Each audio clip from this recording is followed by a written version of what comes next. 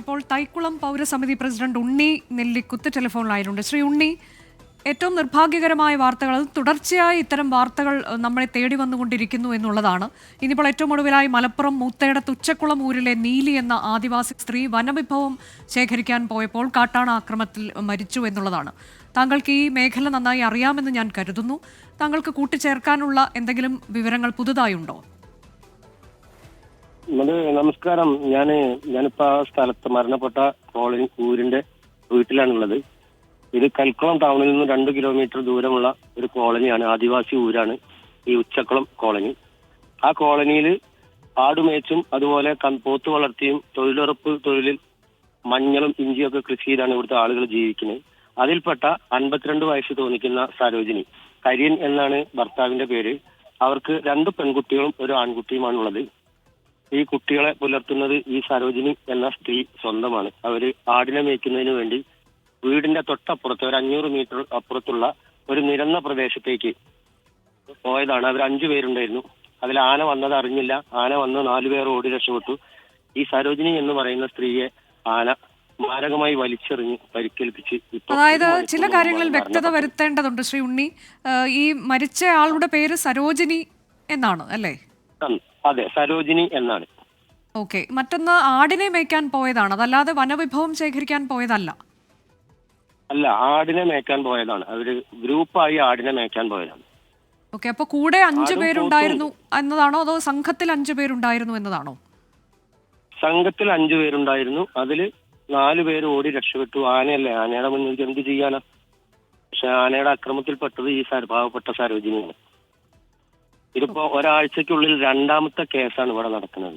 ഇതിന് തൊട്ടു മുൻപ് മണികണ്ഠനെ ആന ഇതുപോലെ മൃഗീയമായി കൊല ചെയ്തിട്ട് ഒരാഴ്ച കഴിഞ്ഞിട്ടില്ല. അപ്പോൾ ഇതാ 2ാമത്തെ പ്രാവശ്യമായത്.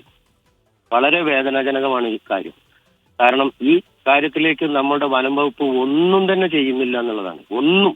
കാരണം ഞാനിപ്പോ ഈ കോളനിയിലാണുള്ളത്. ഈ കോളനിക്ക് ചുറ്റും പണ്ട് കാലങ്ങളിൽ വലിച്ച ഫെൻസിങ് ഉണ്ട്. ഇതൊക്കെ ആകെ പൊട്ടി പൊളിഞ്ഞ് ആകെ എന്തിനാ എന്ന് പറയുന്നത് ആകെ വൃത്തികേടായി കിടക്കുന്ന ഒരു അവസ്ഥയാണുള്ളത്. വെറുതെ ലക്ഷങ്ങൾ മുടക്കി ഈ അവസ്ഥയൊക്കെ ചെയ്യുക, അവരെ സംരക്ഷിക്കാതിരിക്കുക, ഇത് ഗവൺമെന്റിന്റെ ഭാഗത്തു നിന്നുള്ള തീർത്തും അനാസ്ഥയാണ്. ഇപ്പൊ ഈ സ്ഥലത്ത് എല്ലാ ജനപ്രതിനിധികളുണ്ട്.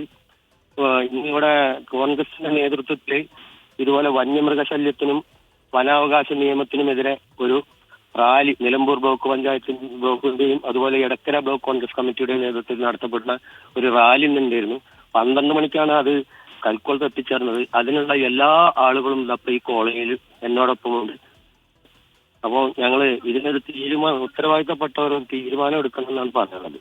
ഇതിൽ കഴിഞ്ഞ ദിവസം ഈ മണികണ്ഠന്റെ സംഭവം, അത് നമ്മൾ മാധ്യമങ്ങളൊക്കെ വലിയ വാർത്തയാക്കി മാറ്റിയതാണ്. അതിനുശേഷം എന്തെങ്കിലും ഒരു മാറ്റം വനംവകുപ്പിന്റെ ഭാഗത്തുനിന്നുണ്ടായിരുന്നു?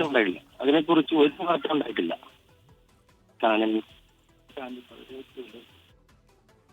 ഉണ്ടായിട്ടില്ല മാഡം. ഒന്നുകൂടി ആന ഉഷാറായിട്ടാണ് ഉള്ളത്. ഈ ആനയെ കണ്ടെത്തി ഒഴിവാക്കാതെ ഒരു കാര്യങ്ങൾ നടക്കൂല. അതിൽ ഈ മേഖലയിലുള്ള നിങ്ങളുടെ പ്രധാനപ്പെട്ട ആവശ്യം എന്താണ് ശ്രീ ഉണ്ണി? കാരണം ഇതൊരു വനത്തോട് ചേർന്ന് കിടക്കുന്ന സ്ഥലമാണ്. അപ്പോൾ എന്താണ് നിങ്ങൾ അവിടെ ആവശ്യപ്പെടുന്നത്? വനത്തോടല്ല മാഡം, ഇതിലുള്ള സത്യം എന്താണെന്ന് വെച്ചാൽ ഒരു ഭാഗം വനവും 3 സൈഡ് പുഴയാലും ചുറ്റപ്പെട്ട ഒരു ഗ്രാമമാണ് ഞങ്ങളത്. ഒരു ഭാഗം വനവും 3 ഭാഗവും പുഴയിലും ചുറ്റപ്പെട്ട ഒരു പ്രദേശമാണ് ഞങ്ങൾ മൂത്തേടം പഞ്ചായത്ത്. കൃഷി ചെയ്ത് ജീവിക്കുന്നതാണ്. കൃഷി ചെയ്ത് കപ്പയും കാച്ചിലും ചേമ്പും ചേനയും നെല്ലും നേന്ത്രവാഴയും വെച്ച് ഉപജീവനം കഴിയുന്ന ആളുകളാണ് ഇവിടെ ഉള്ളവര്. ഈ ആനയും പന്നിയും കുരങ്ങും മയിലും ഇതുപോലെ സമൂഹത്തിന് ഒരു പ്രയോജനമില്ലാത്ത ജീവികളാണ് ഇതൊക്കെ. എന്ത് പ്രയോജനമാണ് ഈ പന്നിയെ കൊണ്ടൊക്കെ ഉള്ളത്? എന്ത് പ്രയോജനം?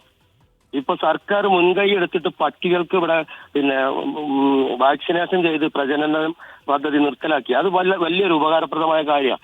ഈ പന്നികൾക്കും ആനകൾക്കും ഒക്കെ അങ്ങനെയുള്ള കാര്യങ്ങൾ പരീക്ഷിച്ചുകൂടെ ഗവൺമെന്റിന്? ഈ കണ്ടമാനം പെറ്റ് പെരുകിയിട്ടാ. അതെ. അപ്പൊ അടിയന്തരമായി ഇതിൽ എന്ത് ചെയ്യണം എന്നുള്ളതാണ് ഇപ്പോൾ കഴിഞ്ഞ സംഭവം മുതൽ നിങ്ങൾ ആവശ്യപ്പെടുന്നത്, ഇപ്പോൾ അത് ആവർത്തിക്കുന്നത്, അല്ലെങ്കിൽ എന്താണ് നിങ്ങൾക്ക് ഈ ഘട്ടത്തിൽ പറയാനുള്ളത് ശ്രീ ഉണ്ണി? ഈ സമയത്ത് പറയാനുള്ളത് മാഡം, ഇതൊരു കാടിന്റെ ഉള്ളിലാണ്, ഒരു 3 കിലോമീറ്റർ ഉള്ളിലാണ് ഈ പ്രദേശം ഉച്ചക്കുളം എന്ന് പറഞ്ഞത്. ഇവർക്ക് വേണ്ട ഒരു സൗകര്യങ്ങളും കാലാകാലങ്ങൾ വരുന്ന സംവിധാനങ്ങൾ ഒരുക്കി കൊടുക്കുന്ന അതിന്റെ അവസാന ഉദാഹരണം ഈ സരോജിനി.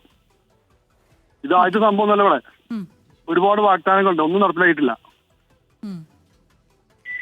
ഈ പരിസരത്ത് വനംവകുപ്പ് ഉദ്യോഗസ്ഥർ അത് എന്താണ്, എന്തെങ്കിലും പ്രത്യേകം പട്രോളിങ്ങോ? മണികണ്ഠന്റെ സംഭവത്തിന് ശേഷമാണ് ഞാൻ ചോദിക്കുന്നത്.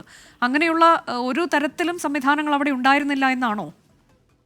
സംവിധാനങ്ങള് എന്തെങ്കിലും ഒരു വിഷയം ഉണ്ടാകുമ്പോൾ ആ സമയത്ത് ഓടി വരാന്നല്ല, സ്ഥിരമായിട്ടുള്ള സംവിധാനങ്ങളൊന്നുമില്ല. RRT ടീം ഉണ്ട് എന്ന് പറയുന്നു. അവരൊരു വിഷയം ഉണ്ടാകുമ്പോൾ ഓടി വരും, അത് കഴിഞ്ഞാൽ അവർ പോകും.